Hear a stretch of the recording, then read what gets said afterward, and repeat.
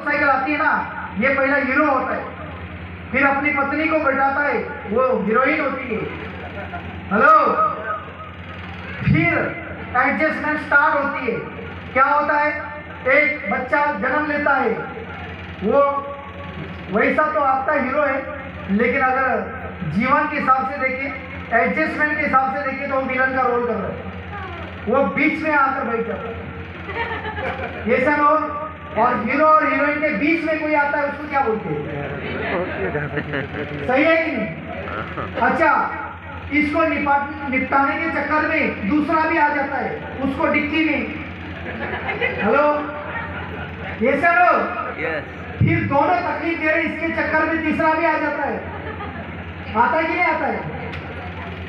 अच्छा, फिर उसको कहाँ पे, वहां पे पीछे जो कैरियर होता है ना, वहां पे फिर हम एडजस्ट कर करके, पुलिस दिख गया तो चोरी चोरी चुपके चुपके गली गली से निकलने का प्रयास करते। पुलिस भी बहुत होशियार हो चुकी है, वो ऐसे जगह पे खड़े हो जाते और उसका स्वागत करते, आ जाओ भाई साहब, और वो प्रणाम करता है कि ये 2 सीट की मोटरसाइकिल तूने कितनी बिठाई है। और आज ये हमारे भारत का 90% लोगों का हाल है।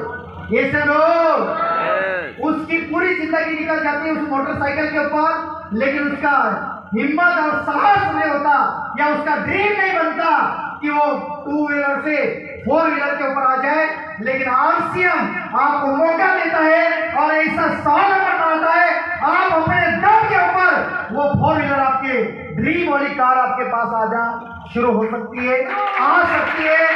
और मजे की बात देखना, मैंने अभी अभी कार ली है और मुझे अभी ऐसा लगता है, ये जो कार ली है ना, बगल वाली जो सीट होती है, मैं कार चलाता हूँ, बगल वाली सीट में पत्नी को बिठाता हूँ, लेकिन पत्नी मुझे देखती है, मैं उसको देखता हूँ, वो मेरे पास देखकर हंसती है, मैं भी उसको देखकर हंसता हूँ। सुनिए कपड़े, ताली बजाओ मत। वो इसलिए देखकर हंसती है क्योंकि जब बाइक थी तो चिपक कर बैठती थी, कभी कभी स्पीड लेकर आती थी तो मेरे बदन के ऊपर आकर गिर जाती थी, लेकिन यहाँ पे चाहे कुछ भी आ जाए, बीच में घेर आता है। तो एक तरफ तरक्की भी है और एक तरफ थोड़ा चैलेंज, ये सब। लेकिन चैलेंज के साथ मौके भी मिलते हैं। फिर मैं क्या करता हूँ पता है क्या, नजदीक से उसका हाथ पकड़ लेता हूँ और उस घेर के ऊपर रखता हूँ और दोनों हाथों से उस घेर को चेंज करता हूँ। कसम खुदा की, मजा आता है।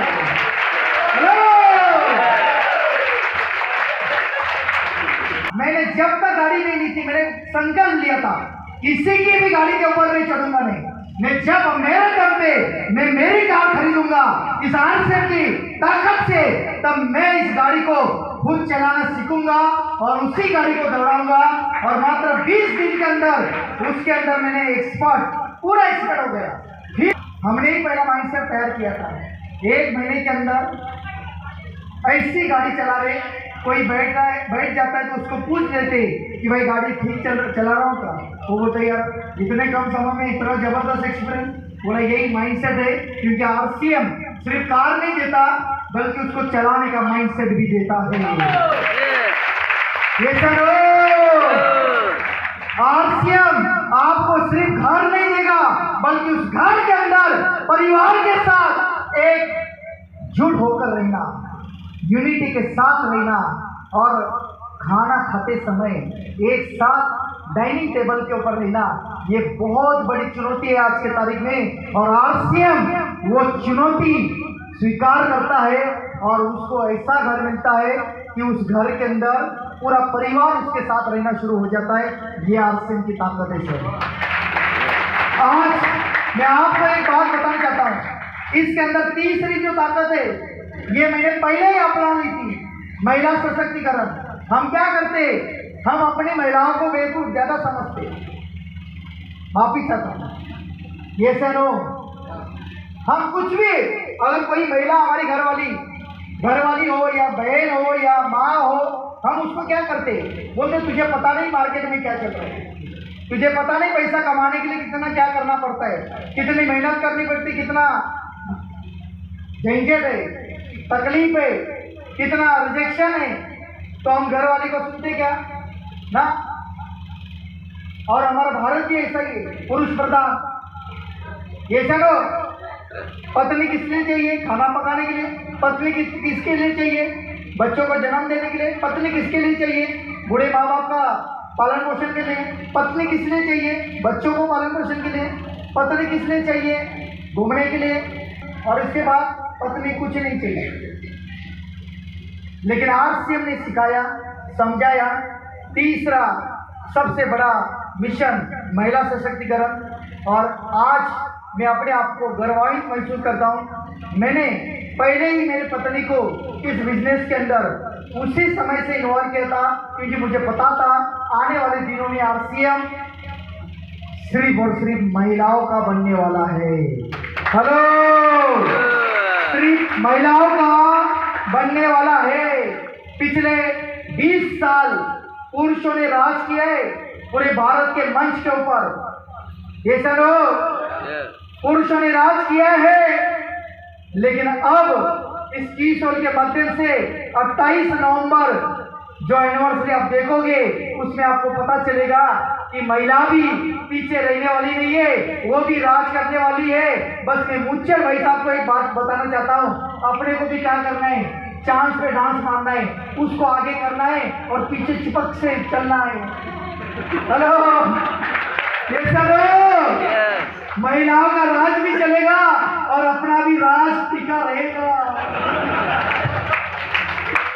ये सब आज हमारे परिवार के अंदर पहले से बेहतरीन माहौल है, पहले से जबरदस्त। अभी हमारे घर में आरसीएम की प्रोडक्ट की वैल्यू, कीमत पहले से ज्यादा है, क्योंकि जब से अपनी वाली मीटिंग लेना शुरू कर दी, तब उसको पता चला कि बोलना कुछ और करना कुछ यहाँ पे चलता नहीं। जो बोला जाता है वो करना पड़ता है। तो वो अभी संभल कर भी बोलती है और प्रोडक्ट की वैल्यू भी।